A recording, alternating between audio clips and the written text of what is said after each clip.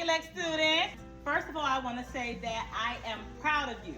If you're here, it means you're in school, you had your baby.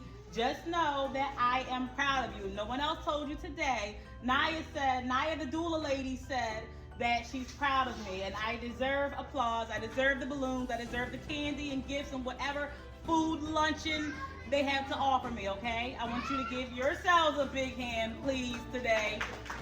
Thank you, because you deserve it, all right? So, I was in Project Elect 20 years ago. I was sitting with a woman a few minutes ago. We were doing the math together. It was 20 years ago, 2005. I went to Project Elect in Chester High School.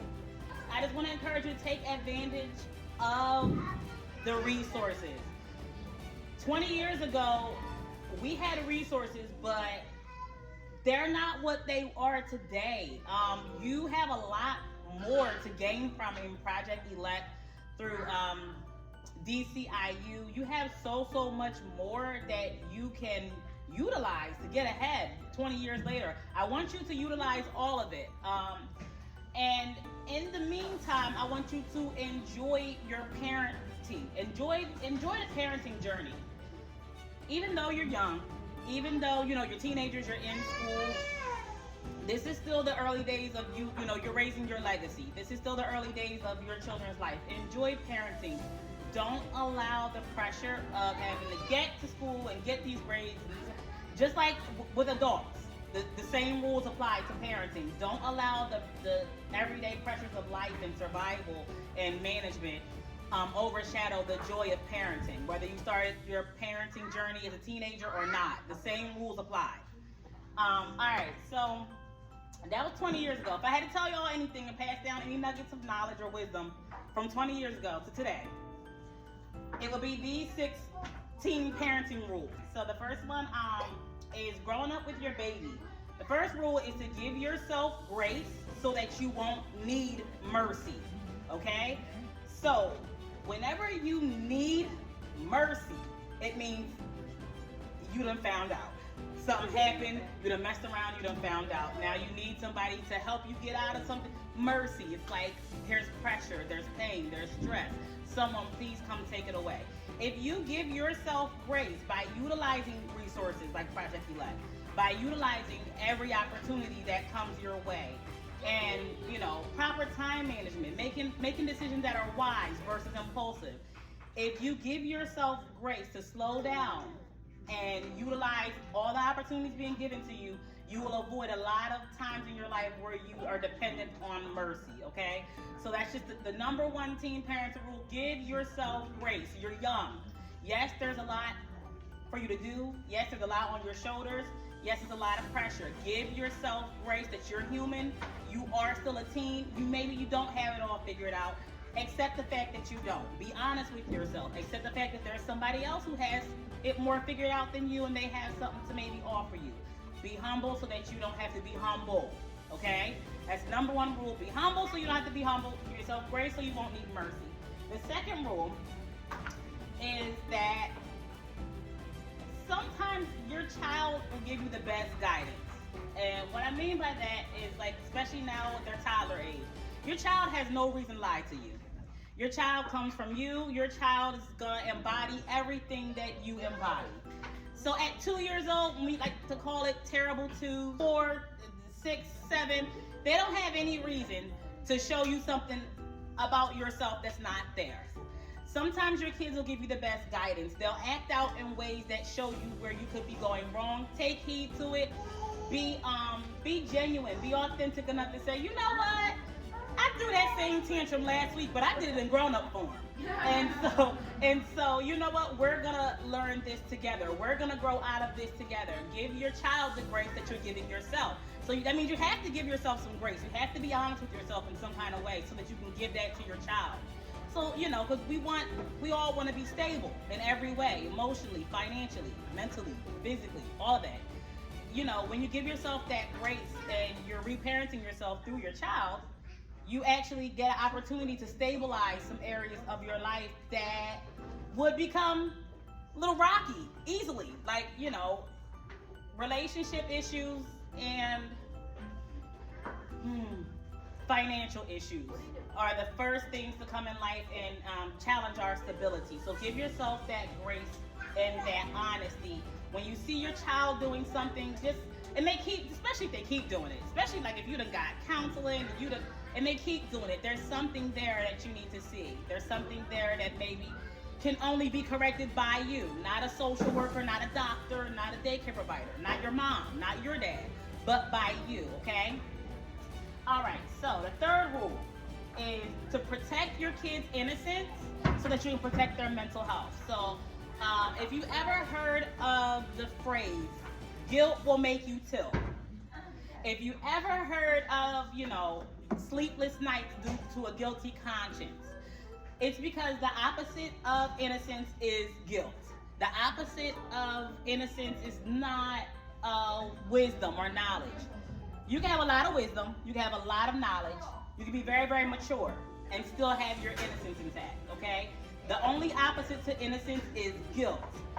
So, when you protect your children from becoming a guilty person by not apologizing when they're wrong, and I'm speaking from experience because I was a teenage mom and I thought my daughter could do no wrong. I named her after me and I thought she was just so great, and she was.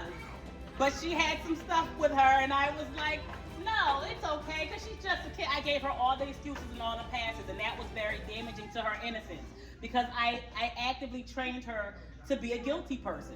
Okay, so it doesn't mean that your child's not going to do something wrong, but you maintain their innocence whenever you correct them. And that goes for yourself. You maintain your own innocence whenever you correct yourself. In doing that, you protect your mental health. You can go to sleep at night because you know you apologized. You can go to sleep at night because you know you went and corrected something you did wrong.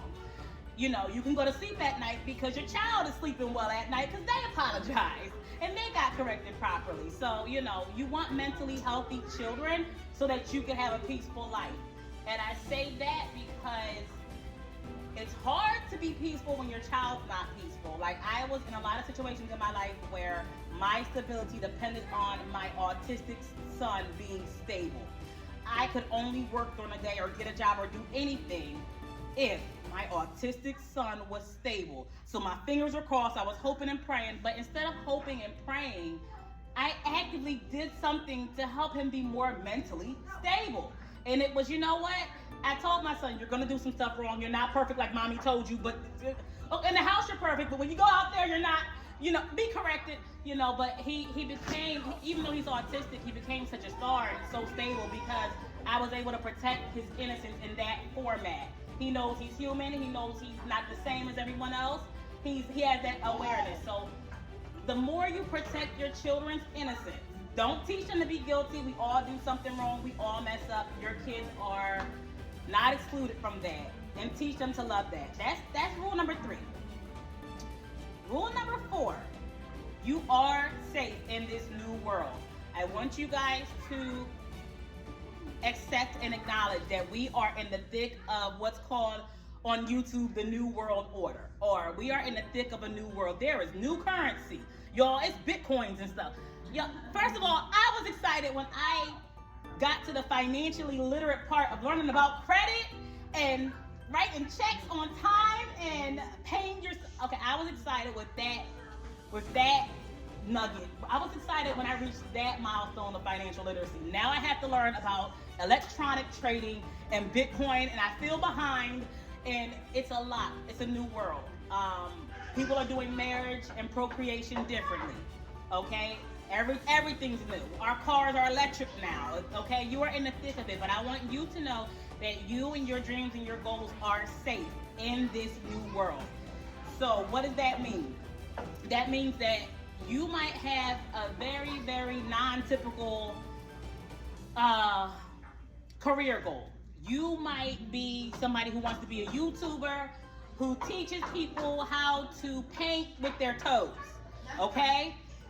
I want you to know that your dream and your goal, your destiny, it's safe in this new world.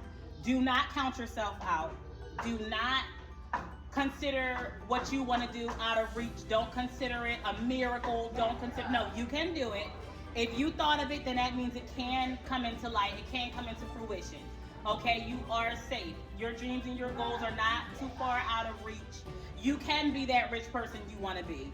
You can drive all the electric car. I don't know. It's put it like this. The creator of the Tesla, the electric car, the creator of Tesla, he had to believe that his dream and his goal and his vision was safe in this world in order for him to actually deliver that to us. So, I want you to remember that your dream, even though you are a teenage parent, it's not too far out of reach, it's not too much for you. You're not asking for too much, okay? Your dreams and your goals, like with me being a doula, it didn't go into effect until last year that all the insurance companies were mandated to include doula coverage. So that career opportunity became a lot more lucrative, I'm gonna say, last year. So I had to remind myself, you know what, I'm safe in this new world. It's safe for me to go ahead and walk away from my job and be a doula full time. It's been made safe for me, and I want you to always have that courage that it's safe for you to be you and do what you want to do full time. All right. And rule number 5: don't turn mediocrity into a trophy. Okay, use your fullest potential. So, yes, be happy with every last one of your milestones, but always keep going. If you feel like there's a trophy at the end, that trophy is going to be provided by you, for you, at the end of your goals, not at the end of anyone else's, okay? So whenever it looks like it's accomplished to everyone else, that's nice and that's great, but it's not fully accomplished. The job is not fully done until you decide that it's fully done. That's when you decide to give yourself your trophy. Don't stop until you get to where you want to go. Don't accept anything less. Don't veer off of your own path, okay? And then rule number 6. As a teenage parent, I want you to remember that you are the ultimate alchemist. So alchemy is when you turn one thing into another. It's like a magic show. It's like turning water into wine, okay? So with you being the ultimate alchemist, lemons hate to see a teenage parent coming. Lemons hate to see you coming. You will always turn them into lemonade. You will always turn every barrier into a stepping stone or a building block. So yeah, they might have put a big old concrete barrier in front of you, but the teenage parent is the person who steps on top of the concrete barrier, puts another concrete barrier on top of it, climbs over the obstacle, and gets everything that they want to get in this life. They can accomplish anything they want. The teenage parent is the person that is unstoppable, whether you know it or not, whether you believe it or not, and whether you feel it or not, okay? All right, so that's the 6 rules of teenage parenting. I love you all so much. I'm so proud of you guys.